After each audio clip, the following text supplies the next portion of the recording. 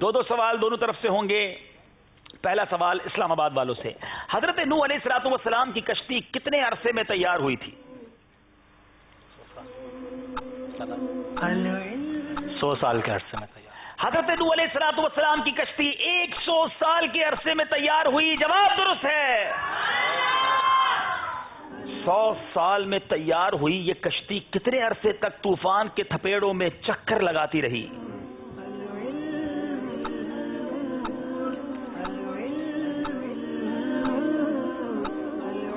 200 سال تک.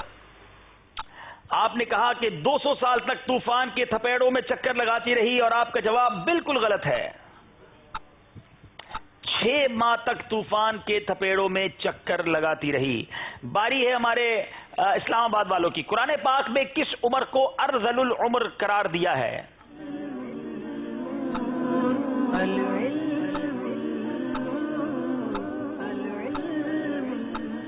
وہ عمر کے یعنی ایسا بڑھاپا کہ جس کی وجہ سے یعنی عمر کے گزرنے کی وجہ سے ایسا بڑھاپا آ جانا ارذل العمر کہلاتا ہے، جس کی وجہ سے جو ہے وہ یعنی بچوں کی طرح وہ اپنے کام کاج نہ کر سکتا ہو، اور عقل میں بھی قوت نہ رہی ہو اور اعضاء میں بھی قوت نہ رہی ہو، اور وہ دوسروں کی مرہون منت رہتا ہو.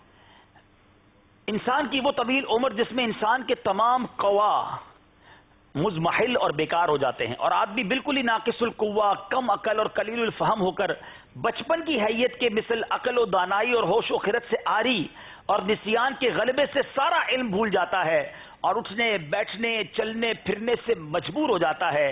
اسے قرآن پاک میں ارذل العمر کی کہا گیا. اللہ کریم ہمیں ایسے بڑھاپے سے محفوظ رکھے، جب تک زندہ رکھے، عبادتیں کرتا ہوا، نمازیں باجماعت پڑھتا ہوا رکھے، اور اسی طرح بغیر کسی کے محتاج بنے ہمیں مدینہ منورہ میں ایمان اور عافیت کے ساتھ شہادت کی موت عطا فرمائے. ارذل العمر، خوسٹ عمر جسے بھی کہا جاتا ہے، سے حفاظت کا کوئی عمل بتائیں. چلیں جناب آج عمل بھی لے لیجئے ایسے بڑھاپے سے بچنے والا.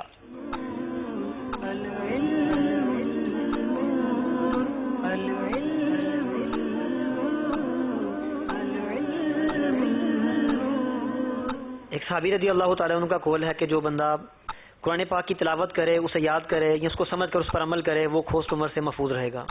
حضرت اکرمہ کا قول ہے جو شخص قرآن کو پڑھتا رہے اور جو قرآن میں غور و فکر کرتا رہے گا اور قرآن پر عمل بھی کرتا رہے گا، وہ بھی اس خوسٹ عمر یعنی ارذل العمر کو نہ پہنچے گا، اس سے محفوظ رہے گا. جواب درست ہے. اللہ کریم ہم سب کو قرآن پاک کی تلاوت کرنے والا، قرآن پاک کو پڑھ کر سمجھنے والا، قرآن پاک سے سچی محبت کرنے والا بنائے. کیا بات ہے قرآن مجید فرقان حمید کی کہ ایسے بڑھاپے سے بھی یہ پیارا قرآن ہمیں محفوظ رکھتا ہے. آئیے نیت کیجئے انشاءاللہ قرآن پاک سے سچی محبت کریں گے، قرآن پاک کو پابندی سے پڑھیں گے اور قرآن پاک سمجھنے کی بھی کوشش کریں گے. آپ کی دعوت اسلامی جو تبلیغ قرآن و سنت کی غیر سیاسی عالمگیر تحریک ہے، کیسا شاندار نظام بنایا. اگر آپ مدنی منع یا مدنی منیاں ہیں تو مدرسۃ المدینہ آپ کے لیے پاکستان بھر بلکہ دنیا کے کئی ملکوں میں بنا دیے. اگر آپ اسلامی بھائی ہیں، بڑی عمر کے ہیں، تو مدرسۃ المدینہ بالغان موجود ہیں. آئیے اور قرآن پڑھیے. مسجدوں میں قریب کی مسجدوں میں رابطہ کیجیے دعوت اسلامی والوں سے. اسلامی بہنیں ہیں تو ان کے لیے مدرسۃ المدینہ بالغات بنا دیے. ایسے ممالک میں ہے کہ جہاں مدرسۃ المدینہ نہیں ہے وہاں مدرسۃ المدینہ آن لائن.